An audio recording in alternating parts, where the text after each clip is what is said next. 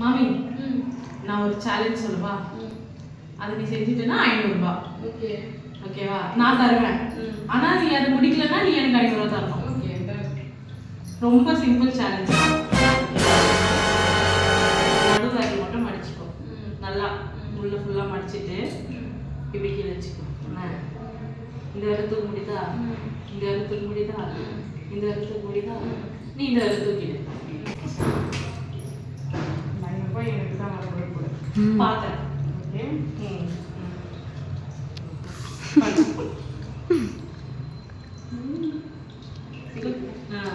ஓகேவா?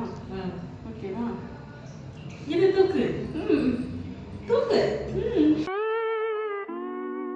தூக்க முடியலையா? 500 ரூபாய் இல்ல.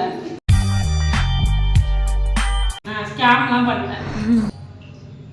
இது தூக்குறேன்னா இது தூக்குறேன்னா